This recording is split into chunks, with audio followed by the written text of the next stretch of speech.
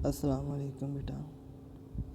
जी बेटा, आज एक्सरसाइज 6.2 इसका क्वेश्चन नंबर 11 है। तो ये इसका लास्ट क्वेश्चन है, लीनियरली डिपेंडेंट और इंडिपेंडेंट के रिलेटेड। तो बेटा इस क्वेश्चन के 5 पार्ट हैं और बहुत ही इम्पोर्टेंट ये है। लास्ट ईयर इस क्वेश्चन का जो 5th पार्ट है ना, वो लास्ट ईयर पेपर के अंदर आया था। जो लास्ट ईयर पेपर हुआ था फर्स्ट सेमेस्टर वालों का, 4th सेमेस्टर वालों का, उसके अंदर ये आया था। तो आज बेटा इनको 1 बाय 1 हम डिस्कस करेंगे। तो पहले इसकी स्टेटमेंट देखते हैं। वो कहता है let we be a real vector space of all function define on R into R. वो कहता है कि यानी कि इसका मतलब क्या है कि जितने भी वेक्टर दिए हुए हैं हमारे पास पांचों क्वेश्चन के अंदर, ये रियल नंबर के ऊपर डिफ़ाइन है, बिलोंग टू आर नहीं है। यानी कि ये रियल नंबर के ऊपर डिफ़ाइन है। Determine whether the given vector are linearly dependent और या लीनियरली इंडिपेंडेंट। हमने चेक करना है कि ये लीनियरली इंडिपेंडेंट है या लीनियरली डिपेंडेंट है। तो बेटा पांचों क्वेश्चन के वेक्टर दिए हुए हैं, 1 बाय 1 हमने इनको चेक करना है, लीनियर डिपेंडेंट है या इंडिपेंडेंट। वही तरीकाकार है, इनका लीनियर कॉम्बिनेशन इक्वल टू 0 रख के और आगे उसको सॉल्व करेंगे। तो बेटा एक बात इसके अंदर जो इसने गिवन जो है कि ये डिफ़ाइन और आ रहा है, यानी कि ये आर के ऊपर डिफ़ाइन हो रही है, यानी कि तमाम रियल वैल्यू के लिए सेटिस्फाई है। ठीक है। तो पहला है vector x cos x define on R और इनटू आर। ये आर के ऊपर डिफ़ाइन है, यानी कि ये जो x की तमाम for all value of x के लिए ये सेटिस्फाई हो रहे हैं। तो उसके लिए बेटा हम क्या करेंगे, ये दो वेक्टर हैं, हमने चेक करना है ये लीनियर डिपेंडेंट है या इंडिपेंडेंट है। तो हम दो फील्ड के एलिमेंट ए बी लेट करेंगे और लीनियर कॉम्बिनेशन क्या लेंगे, इक्वल टू 0 लेंगे। तो क्या आ जाएगा, a x plus B cos x is equal to 0। इसका नाम क्वेश्चन नंबर 1 रख लेंगे। और ये डिफ़ाइन है for all x belong to R, यानी कि ये तमाम एक्स बिलोंग टू आर के लिए, तमाम रियल नंबर के लिए ये इक्वेशन जो है वो सेटिस्फाइंग हो रही है। अब बेटा हमने ए और बी की वैल्यू कैलकुलेट करनी है। अब बेटा देखें, अब इसमें एक ही इक्वेशन है। अब ये क्वेश्चन इस लिहाज से भी इम्पोर्टेंट है। देखें इसमें एक ही इक्वेशन है, a x plus B cos x. हमने ए और बी की वैल्यू भी कैलकुलेट करनी है। ठीक है। तो अब क्योंकि उसने कह दिया कि ये जो इक्वेशन वो ट्रू है for all x belong to R, क्योंकि ये रियल नंबर के ऊपर डिफाइन है, तो तमाम रियल वैल्यू के लिए ये क्या हो रही है, इक्वेशन सेटिस्फाई हो रही है। तो बेटा जब ये एक ही इक्वेशन है, हमने ए और बी की वैल्यू भी कैलकुलेट करनी है, तो उसके लिए बेटा हम क्या करेंगे, अब क्योंकि ये तमाम रियल नंबर के लिए सेटिस्फाई हो रही है, तो हम इसमें पुट कर देंगे x इज इक्वल टू 0। ठीक है, क्योंकि ये तमाम रियल नंबर के लिए ये जो इक्वेशन है वो सेटिस्फाई हो रही है अकॉर्डिंग टू गिवन कंडीशन। तो बेटा हम क्या करेंगे, क्योंकि ऊपर गिवन है कि ये दोनों जो हमारे पास वेक्टर हैं वो रियल नंबर के ऊपर डिफाइन है, इसलिए जो लीनियर कॉम्बिनेशन इक्वल टू 0 है वो तमाम रियल के लिए भी क्या है, सेटिस्फाई हो रहा है। तो अब बेटा इस ए और बी की वैल्यू कैलकुलेट करने के लिए हम क्या करेंगे, इसमें x की जगह 0 पुट करेंगे। ओके, ये तमाम रियल नंबर के लिए for all value of x के लिए सेटिस्फाई हो रहा है, तो हम x की जगह 0 पुट कर देंगे इस इक्वेशन में। जब बेटा मैं x की जगह 0 पुट करूँगा तो क्या आ जाएगा, a into 0 plus B cos 0 is equal to 0। तो a इंटू 0 तो क्या आ जाएगा 0 प्लस बी कॉस 0 क्या होता है 1। तो यहाँ से बेटा b की वैल्यू क्या आ गई, 0 की इक्वल आ गई। अब बेटा हम क्या कर लेंगे, put x is equal to pi by 2। पहले मैंने x की जगह 0 पुट किया था क्योंकि तमाम रियल नंबर के लिए सेटिस्फाई कर रहे हैं। तो अब बेटा मैं x की जगह क्या पुट कर लूँगा, पाई बाई 2 पुट कर लूँगा क्वेश्चन नंबर 1 के अंदर। अब मैं जब x की जगह पाई बाई 2 पुट करूँगा क्वेश्चन नंबर 1 के अंदर, तो क्या आ जाएगा, a into pi by 2 plus B into cos pi by 2। A pi by 2 वैसे plus B cos pi by 2 क्या है, 0 है। तो क्या आ जाएगा, b into 0 is equal to क्या आ जाएगा, 0 के इक्वल आ जाएगा। ठीक है बेटा। तो नेक्स्ट क्या आ जाएगा, अब वो 0 हो जाएगा कि b इंटू 0 तो वो 0 हो जाएगा, क्या आ जाएगा, a इंटू पाई बाई 2 क्या आ जाएगा, इक्वल टू 0। तो यहाँ से a की वैल्यू भी क्या आ गई, 0 आ गई।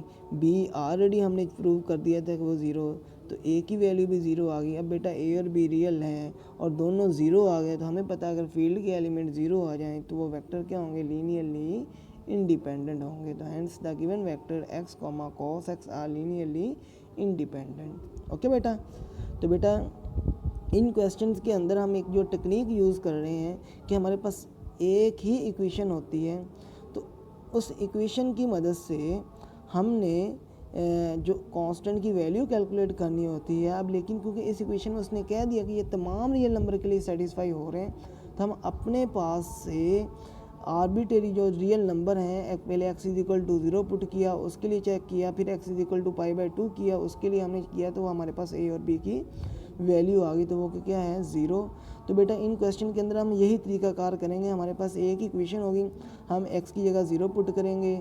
अगर 2 हमारे पास हैं वेक्टर गिवन हो तो फिर x की जगह 0 और π/2, अगर 3 हो तो इसी तरह x की जगह 0 फिर π/2, इस तरह π/4, इस तरह हम पुट करके उनकी वैल्यू जो है वो कैलकुलेट कर सकते हैं। ठीक है, तो इन क्वेश्चन के अंदर ये टेक्निक हमने यूज़ करनी है।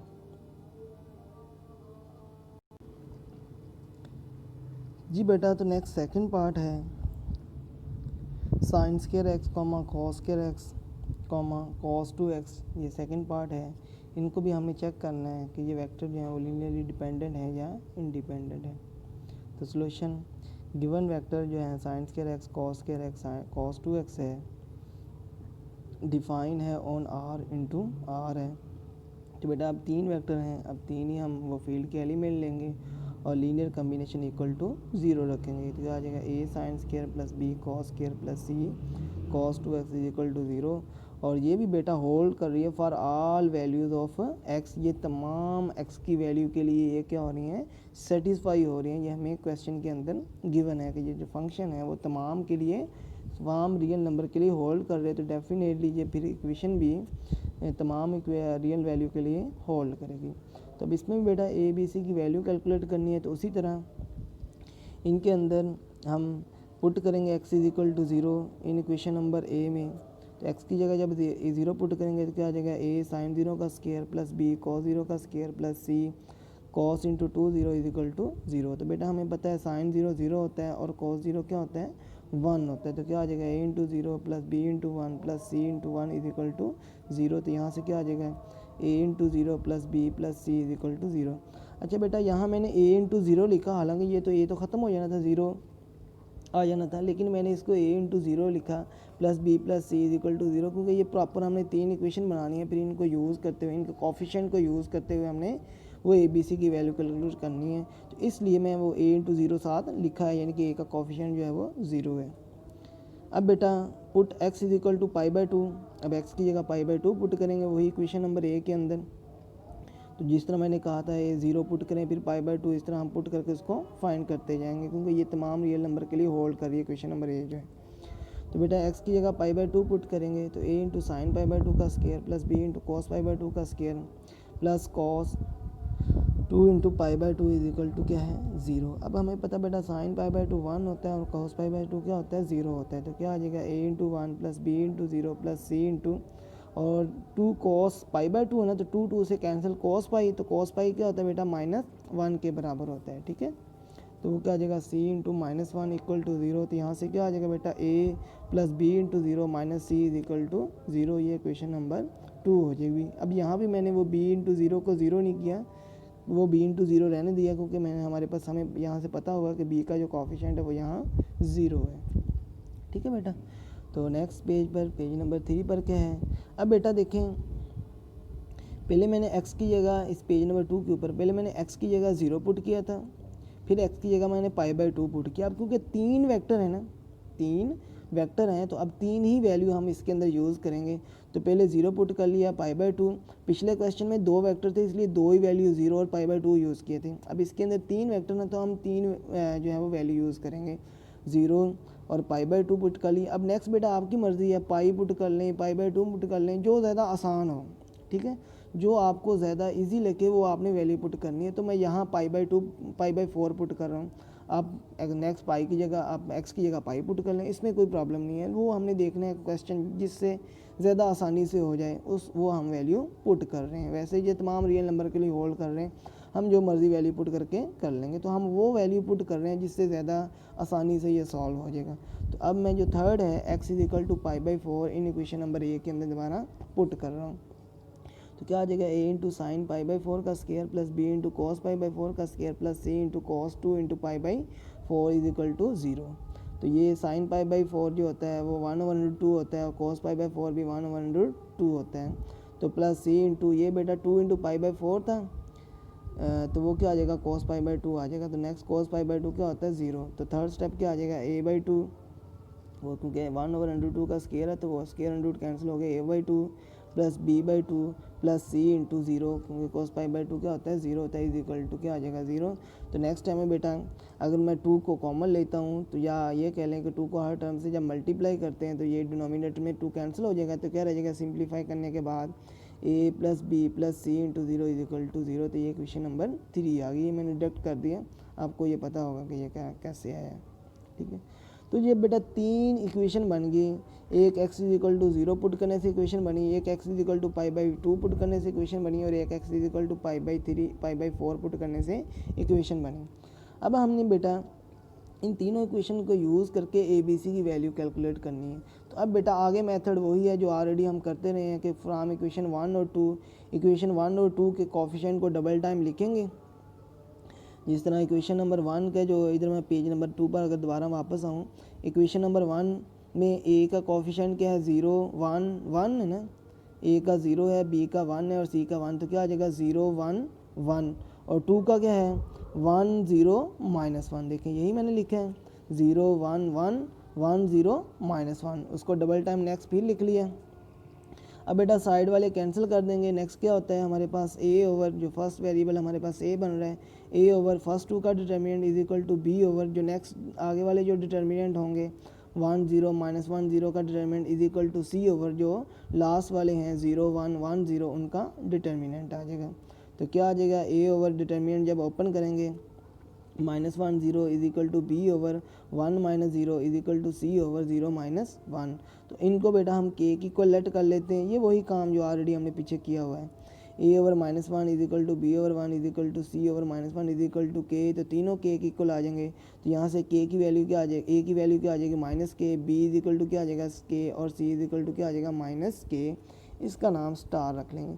अब बेटा इस ए बी सी की वैल्यू में जो के आ रहा है अब इसकी वैल्यू फाइंड करनी है कि इसकी पॉसिबल क्या वैल्यू होगी। तो इसकी वैल्यू के लिए हम क्या करेंगे, ये जो ए बी सी की वैल्यू आई है इस इक्वेशन नंबर जो 3 ऊपर है उसके अंदर पुट कर देंगे। जब बेटा ए बी सी की वैल्यू इक्वेशन नंबर 3 के अंदर पुट करेंगे, putting the values in equation number 3, तो क्या आ जाएगा -k प्लस के और प्लस सी की जगह क्या आ जाएगा -k into 0 is equal to 0 हो गया। ओके बेटा, तो नेक्स्ट क्या आ जाएगा, तो वो -k प्लस के इज इक्वल टू 0 हो जाएगा। अब बेटा देखें ये हमें पता -k प्लस के ये होल्ड कर रही है for all values of x, x की जो मर्जी वैल्यू पुट करें तो ये क्या करेगी होल्ड करेगी। तो जब तमाम वैल्यू के लिए होल्ड कर रही होती है तो हम वहाँ k की वैल्यू क्या लेट कर लेते हैं 1 कर लेते हैं। तो इसको जब हम दोबारा ये जो पेज नंबर 3 पर ये स्टार वाली जो इक्वेशन है इसके अंदर k की जगह जब हम 1 पुट करेंगे तो क्या बन जाएगा हमारे पास स्टार भी कम a इज इक्वल टू -1 आ जाएगा, b इज इक्वल टू 1 आ जाएगा और c इज इक्वल टू -1 आ जाएगा। यानी कि k इज इक्वल टू 1 जो है वो जो स्टार वाली इक्वेशन है पेज नंबर 3 पर वहाँ हम पुट कर देंगे तो a b c की वैल्यू आ गई जो कि क्या है नॉन ज़ीरो। और हमें पता है कि अगर हमारे पास जो फील्ड के एलिमेंट हैं वो नॉन ज़ीरो हो जाएँ तो वो वेक्टर क्या होते हैं लीनियरली डिपेंडेंट होते हैं। ओके बेटा, तो इसी तरह इसका थर्ड पार्ट है sign x comma cos x comma sine hyperbolic x comma cos hyperbolic x. अब बेटा इसमें 4 वेक्टर हैं, तो गिवन वेक्टर जो हैं वो 4 मैंने लिखे हुए हैं, sine x comma cos x comma sine hyperbolic x comma cos hyperbolic x are define on R into R, ये आर के ऊपर डिफाइन हो रहे हैं, यानी कि ये तमाम एक्स की तमाम वैल्यू के लिए जो रियल नंबर को बिलोंग कर रहे हैं उसके लिए ये होल्ड करते हैं, उस पर ये डिफ़ाइन हो रहे हैं। ये तो चारों वेक्टर तमाम रियल नंबर के लिए डिफ़ाइन हो रहे हैं। तो बेटा 4 वेक्टर थे तो 4 ही हम फील्ड के एलिमेंट लेट करेंगे a b c d belong to R और इनका लीनियर कॉम्बिनेशन इक्वल टू 0 लिखेंगे। A sine x plus B cos x plus C sine hyperbolic x d cos hyperbolic x is equal to 0 और is hold for all values of x belong to R, ये तमाम real number के लिए hold कर रही है। तो बेटा उसी तरह put x is equal to 0 in equation number A में x की जगह 0 पुट कर दें तो क्या आ जाएगा a into sine 0 p into cos 0 plus c into sine hyperbolic 0 plus d into cos hyperbolic 0। तो बेटा साइन हाइपरबोलिक 0 जो है वो ज़ीरो के बराबर, साइन ज़ीरो ज़ीरो होता है, कॉस ज़ीरो 1 होता है, सिमिलरली साइन हाइपरबोलिक ज़ीरो भी 0 होता है और कॉस हाइपरबोलिक ज़ीरो जो है वो 1 होता है। वैल्यू पुट कर दी a into zero plus b into 1 plus c into zero d into 1 is equal to क्या आ जाएगा 0। तो यहाँ से बेटा क्या रह जाएगा, वो a और c वाले 0 हो जाएंगे, तो b plus d is equal to 0। ये क्वेश्चन नंबर 1 आ गया। तो बेटा ये मैंने नीचे लिखी भी हुई है, हमें पता है ये बॉक्स के अंदर मैंने वैल्यू भी साइन हाइपरबोलिक और कॉस हाइपरबोलिक साइन 0 की वैल्यू कैलकुलेट की हुई है। ये जस्ट आप लोगों के समझाने के लिए ये मैंने नीचे लिखी है। क्वेश्चन नंबर 1 तो होगी ना, उसके नीचे ये जस्ट मैंने आप लोगों के समझाने के लिए लिखी है कि ये साइन हाइपरबोलिक 0 कैसे 0 आता है। तो हमें पता है साइन हाइपरबोलिक x क्या होता है, e raise to x minus e raise to minus x over 2। तो एक्स की जगह दोनों तरफ 0 पुट करेंगे तो क्या आ जाएगा, e raise to 0 minus e raise to 0 over 2। E raise to 0 क्या होता है 1, तो 1 माइनस 1 क्या आ जाएगा 0, 0 ओवर 2 क्या आ जाएगा 0।